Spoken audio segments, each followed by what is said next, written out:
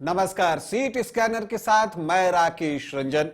Seat scanner में आज हम जिस विधानसभा सीट को स्कैन करेंगे वो मधेपुरा लोकसभा क्षेत्र के अंतर्गत आने वाली 6 विधानसभा सीटों में से एक है, लेकिन ये सीट बेहद महत्वपूर्ण है। कभी इस सीट के नाम से लोकसभा का भी चुनाव क्षेत्र हुआ करता था। रहस्य से पर्दा उठाता हूं और बता देता हूं कि आज मैं सहरसा विधानसभा क्षेत्र को स्कैन करने जा रहा हूं। देखिए, सहरसा विधानसभा क्षेत्र की अगर हम बात करें तो यहां पहला चुनाव 1957 में हुआ था और विशेश्वरी देवी जो हैं वो यहां की पहली विधायक बनी थी। 1952 में वो कांग्रेस की प्रत्याशी थी, माफ कीजिएगा 1957 में। इसके बाद अगर आप देखिए यहां पर दलों की बात अगर हम करें तो एक समय कांग्रेस का दबदबा था, वो 80s तक दिखता है, चुनाव परिणाम में भी दिखता है। लेकिन फिर उसके बाद सोशलिस्ट पार्टियां जो है वो यहां पर मुख्य मुकाबले में ही नहीं आई, जीत भी हासिल करने लगी। लेकिन जब 2005 में चुनाव होता है उसके बाद बीजेपी के कमल का उदय जो है वो सहरसा में हो जाता है, कमल खिल जाता है सहरसा में और फिर ये बीजेपी का गढ़ बनता हुआ दिख रहा है। और पिछले 5 चुनावों में 4 में बीजेपी को यहां जीत मिली है। देखिए, जो कुल 16 चुनाव यहां पर हुए हैं सहरसा में, उसमें कांग्रेस को 6 बार कामयाबी मिली है, बीजेपी 4 बार यहां से चुनाव जीतने में सफल रही है, तो आरजेडी और जनता दल 2-2 बार यहां से चुनाव जीते हैं। जनता पार्टी और प्रजा सोशलिस्ट पार्टी को 1-1 बार कामयाबी मिली है।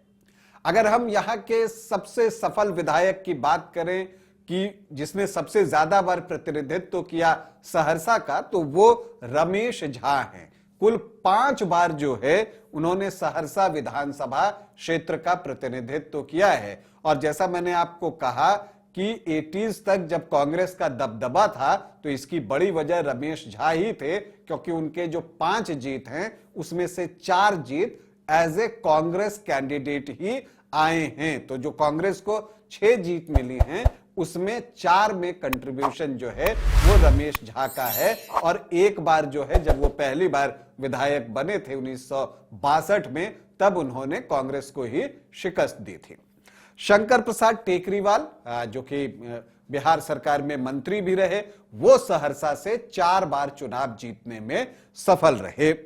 अब अगर हम यहां के आखिरी 3 चुनावों की बात करें तो 2010 में बीजेपी के आलोक रंजन जो कि अभी सिटिंग विधायक हैं और सचेतक हैं पार्टी के, उन्होंने 7,979 वोट से जो है आरजेडी के अरुण कुमार को शिकस्त दी थी। 36.7% वोट उनको आए थे तो 31.44% वोट अरुण कुमार को आए थे। और किशोर कुमार निर्दलीय चुनाव लड़ रहे थे, लगभग 10% वोट उनको भी आए थे। और नीरज कुमार गुप्ता भी थे यहां पर, उनको 7.38% वोट आए थे। तो एक चतुष्कोणीय मुकाबला आप कह सकते हैं 2010 में। 2015 में महागठबंधन बना और उसका असर सहरसा विधानसभा क्षेत्र पर भी दिखा, क्योंकि वहां समीकरण से ज्यादा अंक गणित की बात थी। जो आरजेडी के वोट थे, जो कांग्रेस के वोट थे और जो जेडीयू के वोट थे, वो सब आपस में जुड़ गए और इसका फायदा सहरसा में आरजेडी को मिला। अरुण कुमार ने तब 39,206 वोटों से आलोक रंजन को शिकस्त दी। 53% वोट तब अरुण कुमार को मिले थे, तो आलोक रंजन को लगभग 33% वोट से संतोष करना पड़ा था। फिर 2020 आता है। इस बार जो है लवली आनंद को जो है आरजेडी चुनावी मैदान में उतारता है और अरुण कुमार का टिकट कट जाता है। लवली आनंद जो है वो यहां पर चुनावी मैदान में होती हैं इस प्रत्याशा के साथ कि जो जातियां एनडीए को वोट करती हैं, सामान्य जाति के वोटर्स खास करके राजपूत, वो लवली आनंद को वोट करेंगे तो परिणाम बदल सकता है, यहां पर आरजेडी की स्थिति मजबूत हो जाएगी। लेकिन ऐसा कुछ हुआ नहीं। आलोक रंजन जो है वो 1,03,538 वोट लेकर आते हैं और पहली बार जो है सहरसा में कोई प्रत्याशी 1 लाख वोटों का आंकड़ा विधानसभा चुनाव में क्रॉस करता है। 45.6% वोट उनके थे और वो लवली आनंद को, जिनको 37% वोट आए, 19,679 वोटों से पराजित करते हैं। किशोर कुमार ने विद्रोही तेवर अपना रखा था और वो चुनाव लड़े और उनको 5.5% वोट आया। तो रंजीत कुमार राणा भी निर्दलीय लड़े और वो 4.5% वोट लेकर आए।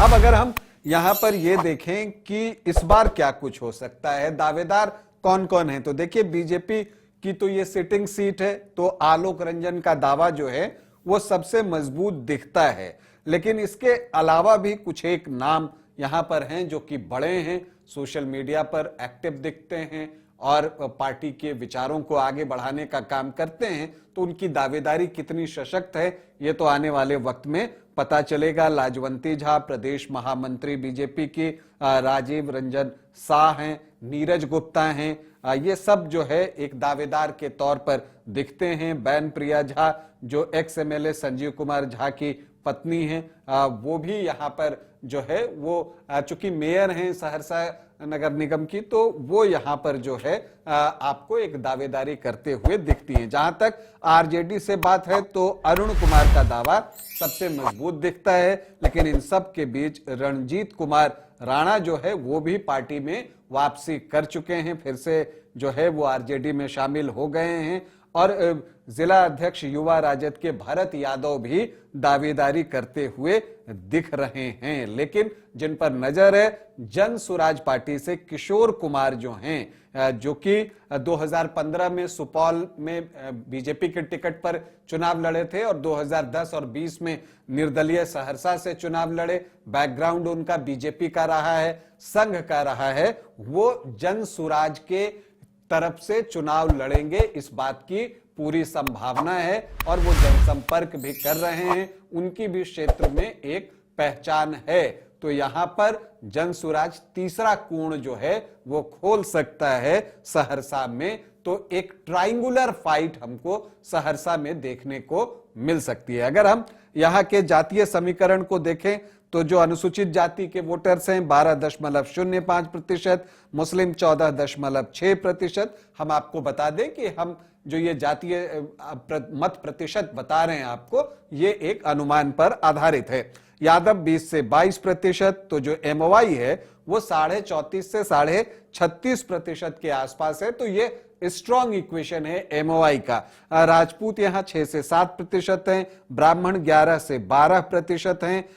इसके अलावा अगर आप कास्ट को भी जोड़ दीजिए इसमें, हालांकि भूमिहार यहां थोड़े हैं, तो 18-19% का आंकड़ा सामान्य जाति का पहुंचता है। कोयरी, कुर्मी, धानुक की अगर हम बात करें तो 6 से 7% वो आता है और वैश्य वर्ग के वोट यहां पर अच्छी संख्या में हैं, 12 से 13%। तो जो जातियां एनडीए को वोट करती हैं उनका जो मत प्रतिशत है वो 36 से 38% के आसपास आता है। इसके अलावा अदर ओबीसी, ईबीसी भी 12 से 14% के आसपास हैं।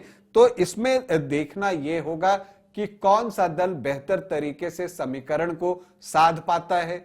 यह भी देखना होगा कि जनसुराज से अगर किशोर कुमार लड़ते हैं तो वो बीजेपी को कितना डेंट देते हैं, उस पर भी परिणाम बहुत कुछ निर्भर करने वाला है। और यह भी देखना है, चूंकि यहां पर बागी चुनाव लड़ने के लिए उतरते रहे हैं, तो यह भी देखना है कि क्या आरजेडी से भी कोई बागी बाद में चुनावी मैदान में उतर जाता है। इन सारी चीजों पर हमारी नजर रहेगी। लेकिन सहरसा में एक रोचक मुकाबला जो है वो होने जा रहा है। अभी आपसे अनुमति चाहेंगे, इजाजत दें, नमस्कार।